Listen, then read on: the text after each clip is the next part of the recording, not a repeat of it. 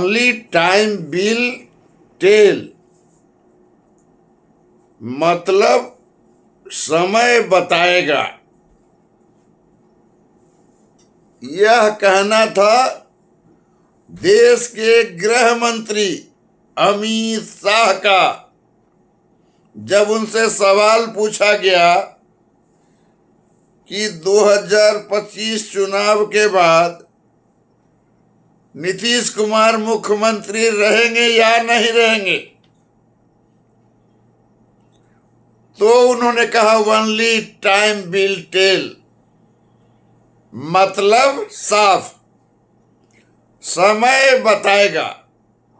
तो राजनीति में इस तरह का भाषा बोलने का स्पष्ट अर्थ हर एक व्यक्ति लगा लेता है। नमस्कार, आप देखना शुरू कर चुके हैं स्टार टीवी बिहार। मैं हूं संजय वर्मा। 2025 चुनाव का नेतृत्व नीतीश कुमार करेंगे, लेकिन 2025 के बाद अगर बहुमत मिलती है तो वो मुख्यमंत्री रहेंगे या नहीं रहेंगे, यह क्लियर हो गया। ओनली टाइम विल टेल, इसका निहितार्थ सब लोग समझ चुका है। पहले भी यह बताया गया था कि नीतीश कुमार को भाजपा चुनाव तक ढोएगी, भाजपा उनके चेहरे पे वोट मांगेगी, क्योंकि नीतीश कुमार वोट के बहुत बड़े व्यापारी हैं। व्यापारी इन द सेंस कि नीतीश कुमार के पास महिलाओं और अति पिछड़ों का जबरदस्त वोट है, और यह वोट तभी मिलेगा जब नीतीश कुमार साथ होंगे। और नीतीश कुमार का जब साथ मिलेगा तो भाजपा अपने कोर वोट सवर्ण और वैश्य के सहारे बिहार के चुनाव की बैतरनी पार कर लेगी। लेकिन अमित शाह के एक शब्द ने बिहार की राजनीति की अंदर की गांठ जो है खोल दी। आज प्रधानमंत्री नरेंद्र मोदी सिवान आए, लेकिन सिवान में जो कुछ भी दिखा मंच के ऊपर, वो हैरत करने वाली बात थी। वो एक प्रकार से ऐसा लग रहा था कि मानो नीतीश कुमार को वो नेगलेक्ट कर रहे हैं। अगर नेगलेक्ट नहीं कर रहे थे तो जिस गर्मजोशी से वो दोनों, मतलब नीतीश और मोदी मिला करते थे, वो गर्मजोशी गायब थी।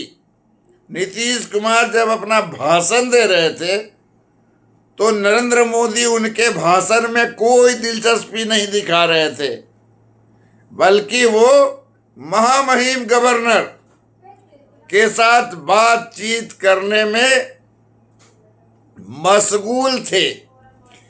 नरेंद्र मोदी ने आज जो हमेशा कहा करते थे कि हमारे फ्रेंड नीतीश कुमार, या फिर बिहार के सबसे लोकप्रिय नेता, बिहार के सबसे लोकप्रिय मुख्यमंत्री, तो ऐसा भी उन्होंने संबोधन नहीं किया।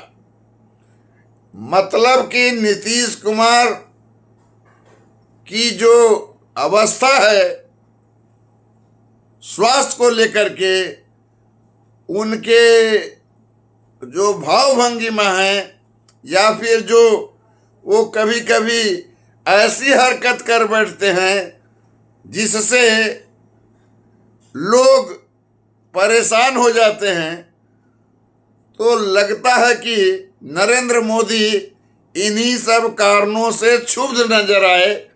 आज के सिवान दौरे के दौरान यही नजारा दिखा। मतलब साफ है कि नीतीश कुमार 2025 के बाद मुख्यमंत्री नहीं रहेंगे। यह खुल्लम खुल्ला ऐलान तो कोई भी नहीं कर सकता है, क्योंकि उसके बड़े नुकसान होंगे, लेकिन उनका जो छुपा हुआ जो एजेंडा है वो जरूर सामने आ गया। प्रधानमंत्री 5 बार आए बिहार। 5 बार में जब जब वो बिहार आए तो राजनीति के गलियारे में इस बात की चर्चा हुई कि नीतीश कुमार अगले मुख्यमंत्री रहेंगे या नहीं रहेंगे, इसकी घोषणा जरूर प्रधानमंत्री करेंगे।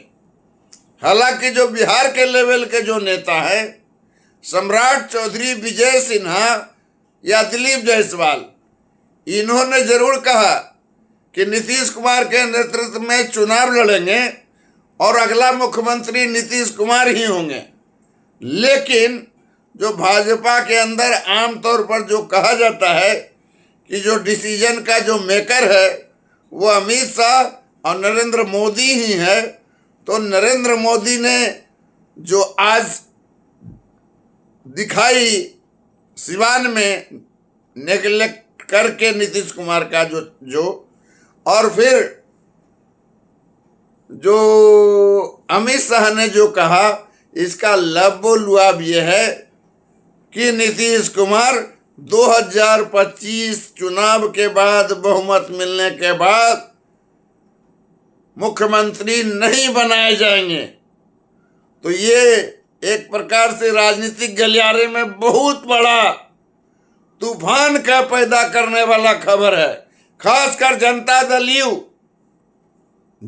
दल यू के तमाम नेता, राष्ट्रीय प्रवक्ता, जनता दल यू के कार्यकारी अध्यक्ष संजय झा, ललन सिंह, विजय चौधरी, अशोक चौधरी, नीतीश कुमार के किचन कैबिनेट के जितने पार्टनर हैं, वो सारे यही कहते रहे कि नीतीश कुमार के नेतृत्व में चुनाव लड़ा जाएगा और नीतीश कुमार ही अगले मुख्यमंत्री होंगे। अब देखना होगा कि अमित शाह और जो नरेंद्र मोदी हैं, उन्होंने जो कहा, जो स्पष्ट किया, उसके बाद जनता दल यू का क्या तेवर होता है। क्या जनता दल यू खामोशी से इन सारी बातों पर चुप्पी साधेगा या फिर जनता दल यू